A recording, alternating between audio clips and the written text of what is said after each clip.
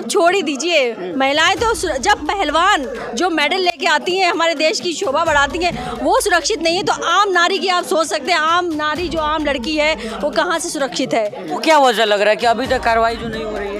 इनकी सरकार है, ये जब चाहे जिसको सजा दिलवाएं, जब चाहे इसको ना सजा दिलवाएं। ये तानाशाही चल रही है, खुलेआम गुंडागर्दी चल रहे हैं। पहले से ही तो बोल रहे हैं भाई, जिसके साथ जब होगा तभी इंसान बोलेगा ना। पहले तो भाई अपने परिवार में सबको बताएगा। अब ये थोड़ी ना खुलेआम अपनी बेइज्जती कराने के लिए जंतर मंतर पे बैठ जाएगा। जब कहीं से कुछ नहीं मिला तो उनको मजबूरी में बैठना पड़ा ना जंतर मंतर पे। बेटियां जो बोल रही हैं कि आप नार्को टेस्ट करवा लीजिए उनका भी और हमारा भी, अगर उसमें हम गलत पाए जाते हैं तो हमें फांसी दे दीजिए। अगर वो बंदा गलत पाया जाए तो उसको फांसी दे दीजिए। आप पढ़ाओ बेटी बचाओ की बात प्रधानमंत्री करते हैं। अब देख सकते हैं आप, जब से इस देश में बीजेपी की भाजपा की सरकार आई है तब से कहाँ बेटियां सुरक्षित हैं। हाथरस कांड ले लीजिए आप, कोई सा भी।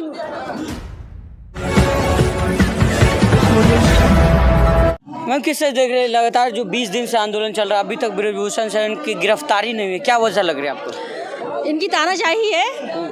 बहुत शर्म की बात है कि एक बेटी जिसके साथ यौन शोषण किया गया उसको इंसाफ मांगने के लिए जंतर मंतर पे आना पड़ रहा है। सोचिए हमारे देश का क्या दुर्भाग्य, और हम 2023 में इस शताब्दी में हैं और इस टाइम पे हमारी बेटियां सुरक्षित नहीं हैं। आप देख सकते हैं यहाँ पे इस चीज़ के लिए भी, इंसाफ मांगने के लिए भी जंतर मंतर पे धरना देना पड़ रहा है। 20 दिन से लगातार ये पहलवान बेटियां यहाँ पे हैं मौजूद और उनको कोई इंसाफ नहीं मिल रहा है। किसी तरीके की कोई सरकार कुछ भी नहीं सुन रही है। बेटी पढ़ाओ बेटी बचाओ की बात प्रधानमंत्री करते हैं। अब देख सकते हैं आप, जब से इस देश में बीजेपी की भाजपा की सरकार आई है तब से कहाँ बेटियां सुरक्षित हैं। हाथरस कांड ले लीजिए आप, कोई सा भी उसमें जाके देखिए। यूपी में इस कदर के रेप हो रहे हैं, दिन दहाड़े लोग बेटियों के साथ गलत व्यवहार कर रहे हैं, तो कहाँ है बेटियां? कोई राजनीति हो रही तो फिर बोलो ना, उन्होंने बोला है नार्को टेस्ट कराने के लिए, क्यों नहीं कराते नार्को टेस्ट? अगर उसमें वो बोल रही है साफ साफ, अगर उसमें वो गलत पाई जाए तो उनको फांसी पे चढ़ा दिया जाए। तो उनको करवाना चाहिए ना, तो क्यों नहीं करवाना है बताइए? गेट खली का नाम सुना, गेट खली जी, वो कह रहे हैं कि ये लोग यहाँ पे जो है राजनीति का आंदोलन कर रहे हैं, प्रदर्शन नहीं है। हाँ, प्रदर्शन नहीं है अगर तो बेटियां जो बोल रही हैं कि आप नार्को टेस्ट करवा लीजिए उनका भी और हमारा भी, अगर उसमें हम गलत पाए जाते हैं तो हमें फांसी दे दीजिए। अगर वो बंदा गलत पाया जाए तो उसको फांसी दे दीजिए। आपको क्या वजह लग रहा है कि अभी तक कार्रवाई जो नहीं हो रही है? इनकी सरकार है, ये जब चाहे जिसको सजा दिलवाएं, जब चाहे इसको ना सजा दिलवाएं। ये तानाशाही चल रही है, खुलेआम गुंडागर्दी चल रही है। जिसको चाहे ये शूट करवा दें, जिसको चाहे ये अंदर ही जेल में मरवा दें। इनका क्या है? इनका कुछ नहीं है। महिलाओं के सम्मान में भाजपा मैदान में सब नारे। महिलाओं को तो आप छोड़ ही दीजिए। महिलाएं तो जब पहलवान जो मेडल लेके आती हैं, हमारे देश की शोभा बढ़ाती हैं, वो सुरक्षित नहीं है तो आम नारी की आप सोच सकते हैं, आम नारी जो आम लड़की है वो कहाँ से सुरक्षित है। अरे वो तो कहाँ से बात करती है, हर वक्त वो सिलेंडर लेके आ जाती थी कांग्रेस की सरकार में। अब वो पता नहीं कहाँ चूड़ियाँ पहन के सो गई है कि खो गई है, पता नहीं कहाँ हो गई। प्रियंका गांधी को देख रही थी, नमाज पढ़ते हुए देख रही थी वो, स्मृति ईरानी। हाँ बताइए। जी जी जी जी, अब वो कुछ भी देख सकती हैं, उनके पास 10-10 आंखें हैं। कर्नाटक का चुनाव में कांग्रेस ने जैसे इनको मुंहतोड़ जवाब दिया है ना, जनता ने इनको मुंहतोड़ जवाब दिया है ना, ऐसे ही पूरे हिंदुस्तान में ऐसी क्रांति आएगी ना, ये पूरे धराशायी हो जाएंगे, फिर इनको बचाने वाला कोई नहीं मिलेगा। तो मतलब क्या ईवीएम सही है? ईवीएम ठीक काम कर रहा है ना? ईवीएम जनता ने दे दिया ना जवाब। अब ये पूछ रही है कि आप तो ईवीएम का कोई बहाना, रूबिका लिया का तो पूछेगी ना ईवीएम का बहाना। ईवीएम को बचाया गया ना, भाई सिक्योरिटी लगा दी गई। आपने देखा ना, गाड़ियां लूट ले रहे हैं, कहीं कुछ कर ले रहे हैं, किसी को वोट नहीं डालने देने जा रहे हैं। ये गुंडागर्दी चल रही है ना। बड़े किसान आंदोलन के बाद और होने के बाद यूपी में वापस आ जाती है, तो क्या आपको लगता है कि किसी भी तरह के छोटे से जनता पर कोई असर पड़ने वाला है? देखिए, ये हिंदू मुस्लिम की राजनीति कर रहे हैं, कभी राम मंदिर को लेके, कभी किसको लेके। अब जनता तो भावनाओं में बह जाती है ना कभी कभी। अब ये राम मंदिर भी बनाएंगे नहीं, अगर वो राम मंदिर बन गया पूरी तरीके से तो इनकी राजनीति खत्म है। अच्छा, अभी महिलाएं, कहा जा रहा है कि इतने दिन से चुप क्यों थी ये लोग? अगर बोलना था तो अब बोलना चाहिए था, तो पहले बोल से तो रहे हैं, पहले से ही तो बोल रहे हैं भाई। जिसके साथ जब होगा तभी इंसान बोलेगा ना। पहले तो भाई अपने परिवार में सबको बताएगा। अब ये थोड़ी ना खुलेआम अपनी बेइज्जती कराने के लिए जंतर मंतर पे बैठ जाएगा। जब कहीं से कुछ नहीं मिला तो उनको मजबूरी में बैठना पड़ा ना जंतर मंतर पे। उनके परिवार के बबीता फोगाट नहीं आई, बहन है वो नहीं आ रही है, अब नहीं आ रही है तो उससे क्या लेना? जिसके साथ हुआ भाई वो तो बैठा है ना यहाँ पे। सारा देश इनके समर्थन में है। आप देख सकते हैं कितने हजारों की तादाद में भीड़ है यहाँ पे। अब आप बताइए। भाई इनके कान पे जू नहीं रेंग रहा है, ये आंदोलन बढ़ता जा रहा है तो इनको कुछ करना पड़ेगा। कि सारे देश विरोधी लोग इकट्ठा हो रहे हैं यहाँ पे, पूरा देश ही विरोधी है। हाँ। बस एक इलौते यही देशभक्त है, हैं? पूरे एक दुनिया में इकलौते यही देशभक्त है, बाकी पूरी दुनिया देश विरोधी है। मैं ओखला कहाँ से? जामिया नगर शाहीन बाग। अच्छा, पैसा मिलता है क्या? हाँ जी, हाँ जी, देख रहे हैं ना, हाँ, बिरयानी खा रहे हैं, यहाँ पे बिरयानी मिली थी खाने को। कितना मिलता है? 500 रुपया आप लोग को? 500।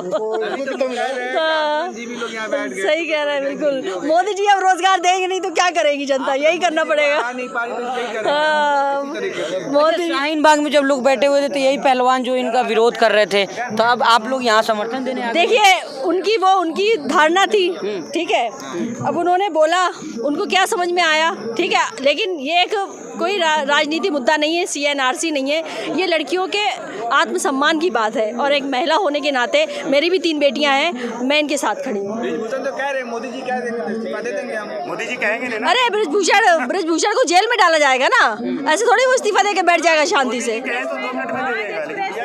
में आई खबर की जांच कमेटी की में बैठी महिलाओं ने कहा कि ब्रिजभूषण तो आपके पिता तुल्य हैं।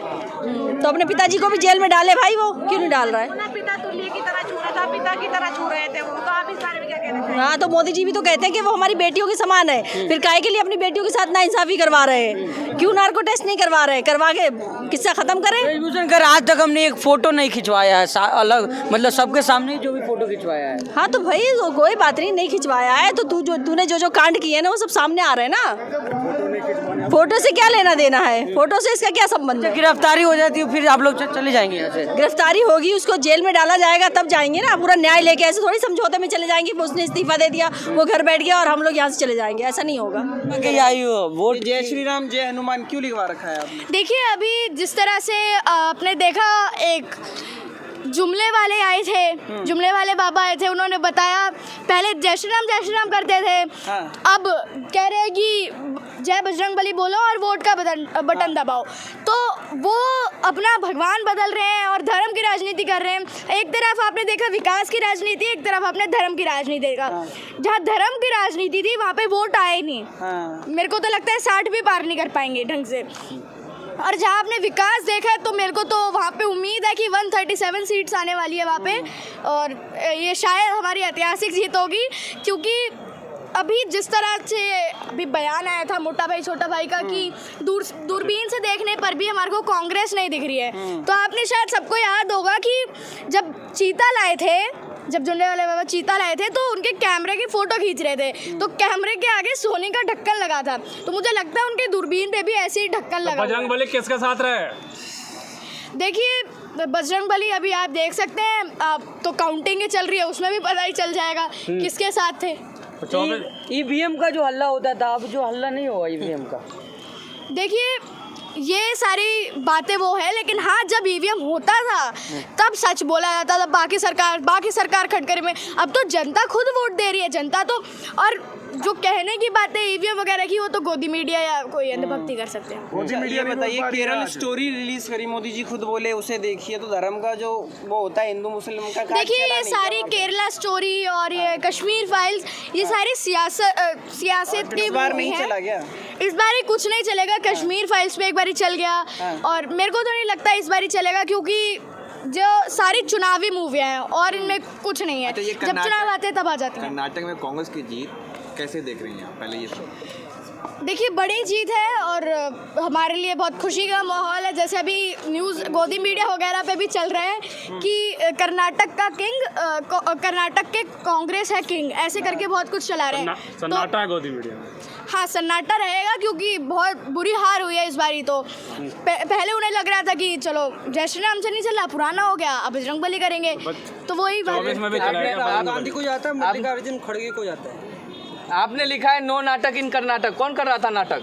देखिए वो जनता समझदार है, समझदार के लिए इशारा काफ़ी होता है। अच्छा, कर्नाटक में हिजाब का मुद्दा बहुत गरमाया हुआ था, बजरंगबली का मुद्दा था, मुस्लिम आरक्षण का मुद्दा था, लव जिहाद, केरला स्टोरी, इन तमाम मुद्दों को जनता ने देखिए जो बातें हैं या जो भी आरोपी है उसको जल्द से जल्द सजा और कड़ी से कड़ी सजा होनी चाहिए, लेकिन ये सारी बातें आधे से ज़्यादा तो झूठी हैं या ये मुस्लिम धर्म को बदनाम करने के लिए, चाहे वो मुस्लिम हो या हिंदू हो, कोई भी हो, जल्द से जल्द सजा होनी चाहिए। और जितना ये एंटी मुस्लिम्स रहते हैं तो गलत बात है।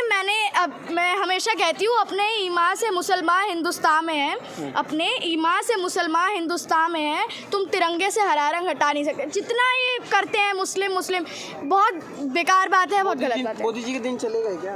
लगता तो यही है कि जितने अच्छे दिन थे तो अच्छे दिन, शायद बुरे ही दिन थे वो तो बुरे दिन जाने वाले हैं, अब अच्छे दिन पसंद नहीं आएगा, जनता को अच्छे दिन पसंद नहीं आएगा। अगर ऐसे अच्छे दिन थे तो फिर इससे बढ़िया तो बुरे ही दिन होते हैं। जो जंतर मंतर काम नहीं किया क्या मोदी जी का जो जादू चाहता? देखिए जादू की बात कर रहे हैं तो जादू तो आप जादूगर का राजस्थान में देखिएगा, जादूगर का जादू आप राजस्थान में देखिएगा और उनका जंतर मंतर में जो महिला पहलवान बैठी हुई है, क्या लग रहा है कि अब इंसाफ मोदी जी करेंगे उनके साथ? जल्दी होगा। मैं पोस्टर लेके आई थी, मैंने लिखा था उस पर कि वो बीजेपी का आभूषण है, क्यों कानून से बड़ा ब्रिजभूषण है। सेम आरोप लगते हैं तब रात के 2 बजे उठा लिया जाता है, लेकिन जब सेम आरोप ब्रिजभूषण पे लगते हैं तो 1 हफ्ते से ज़्यादा हो जाता है। तो ये चाहे वो हमारे कानून में तो लिखा है, चाहे वो राष्ट्रपति का बेटा हो, चाहे वो किसी रिक्शे वाले का बेटा हो, सबके लिए कानून बराबर है। और अभी एक कानून आया है, अभी एक कानून आया है कि कोई जाति पे धर्म पर नहीं बोलेगा, है ना। और मोदी जी वहाँ पे जाके कह रहे हैं वोट का बटन दबाओ, जय बजरंगबली बोलो, तो उन पे भी कार्रवाई होनी चाहिए। क्या लगता है ये भाजपा का पतन होना शुरू हो गया है क्या? लग तो ऐसा ही रहा है, जनता जिस तरह से नाकार रही है, जनता जिस तरह से दुत्कार रही है, उस तरह से लगता है। मोदी जी तो कहते हैं कि हम अकेला, पूरा देश देख रहा है, अकेला सब पर भारी है। मोदी जी कहते हैं अकेले सब पे भारी। देखिए अभी अकेले सब पर भारी आपने देखा होगा राजस्थान में आप देखने को मिला, स्टेज पर बैठे थे और किस तरह से जादूगर ने उनको जादू दिखाया है, सामने बिठा के बेइज्जती की है, सामने बिठा के मुंह पर बोला है कि हमारे ये काम नहीं हो रहे, हमारे वो काम नहीं हो रहे, और कैसे बैठे थे अकेले सब पर भारी। आप कहने को देखें क्या मतलब कि मोदी जी का ये जो हार है, अमित शाह की चाणक्य नीति काम नहीं आ रही है? देखिए अभी तो लग नहीं रहा है कि उनकी वजह से कुछ हो रहा है, लेकिन हाँ भारत जोड़ो यात्रा का काफ़ी इफेक्ट पड़ा है और शायद वो आगे भी चले।